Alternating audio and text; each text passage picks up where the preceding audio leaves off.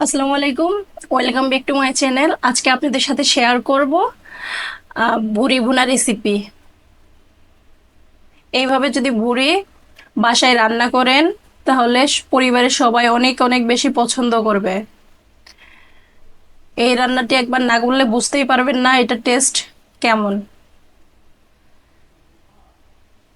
এইটার টেস্ট এতটাই বেশি যে একবার রান্না করলে সবাই বারবার রান্না করতে বলবে। এইভাবে তো প্রথমে আমি ভুরি নিয়েছি।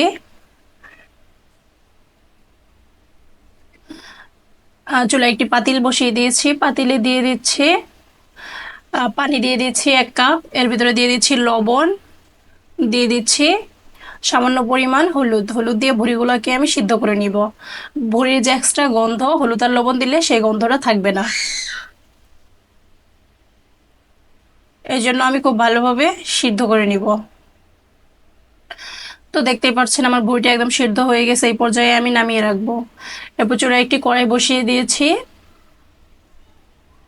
কড়াইয়ে দিয়ে দিচ্ছি তেল,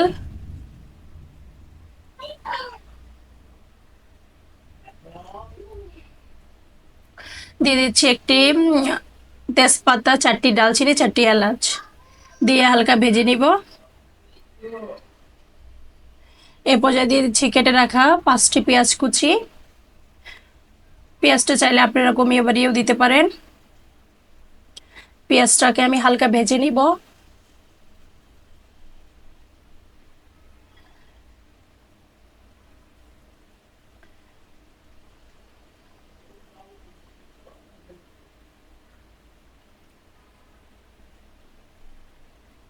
তো পেঁয়াজটা যখন এরকম হালকা ভাজা হয়ে গেছে, এই পর্যায়ে দিয়ে দিব 1 চামচ রসুন বাটা, 1 চামচ আদা বাটা।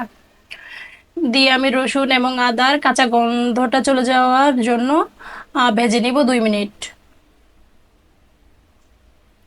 তো 2 মিনিট ভাজার পর আমি দিয়ে দিচ্ছি স্বাদ মতো লবণ, 1 চামচ মরিচের গুঁড়া, 1/2 চামচ জিরের গুঁড়া, 1/2 চামচ ধনিয়ার গুঁড়া, দিয়ে দিচ্ছি হলুদ। এর পর্যায়ে হালকা পানি দিয়ে দিচ্ছি যেন মশলাটা পুড়ে না যায়।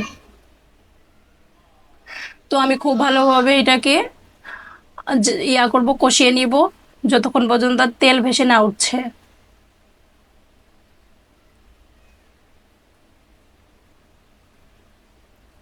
তো এই পর্যায়ে দেখতে পাচ্ছেন তেলটা কিন্তু আমার একদম ভেসে উঠেছে।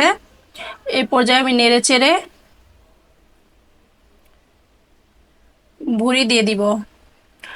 তো সিদ্ধ করা ভুড়িটাকে আমি একটি ছাঁকনার সাহায্যে ভুড়িটাকে পানি ঝরতে দিয়েছিলাম। তো আমি এইভাবে ঢাকনা দিয়ে 5 মিনিট কষিয়ে নিব।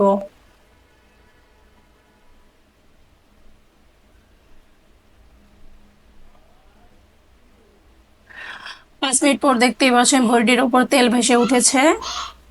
এই পর্যায়ে আমি নেড়ে চেড়ে দিব। যদি আমার ভিডিওটি ভালো লাগে অবশ্যই একটি লাইক করবেন, চ্যানেলটিকে সাবস্ক্রাইব করবেন।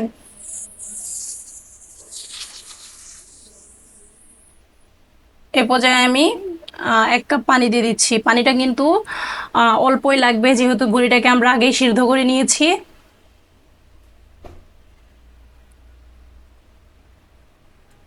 তো দেখতেই পাচ্ছেন আমি বেশি একটা পানি দিইনি, 1 কাপ পানি দিয়েছি। এ পর্যায়ে ঢাকনা দিয়ে আমি রান্না করবো আরো 15 মিনিট।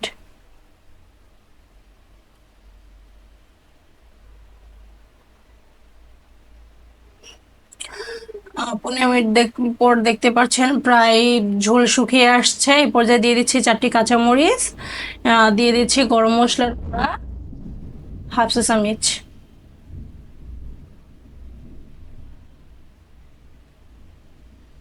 এই পর্যায়ে ঢাকনা দিয়ে আর 2 মিনিট রান্না করব।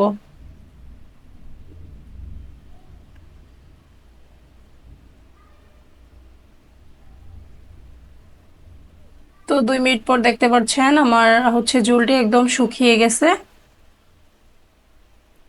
এই পর্যায়ে কিন্তু আমার রান্নাটা একদম রেডি হয়ে গেছে। তো আশা করি ভিডিওটা সবার অনেক অনেক বেশি ভালো লেগেছে। এইভাবে বাসায় বুড়ি রান্না করলে পরিবারের সকলে, ছোট থেকে বড় সবাই অনেক অনেক বেশি পছন্দ করবে। তো এই পর্যায়ে আমি চুলাটাকে অফ করে দিচ্ছি। দিয়ে দেখতেই পাচ্ছেন আমার ভুঁড়িটার উপর কিন্তু একদম তেল ভেসে উঠেছে, খুব সুন্দর একটা কালার আসছে। এ পর্যায়ে আমি পরিবেশন করে দেখাচ্ছি। তো দেখতেই পাচ্ছেন আমার ভুঁড়ি ভুনাটি কত সুন্দর এবং মজাদার হয়েছে।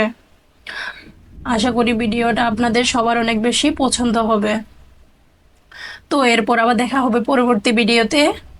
সবাই ভালো থাকবেন, সুস্থ থাকবেন। আজকে এই পর্যায়ে বিদায় নিচ্ছি। আল্লাহ হাফেজ।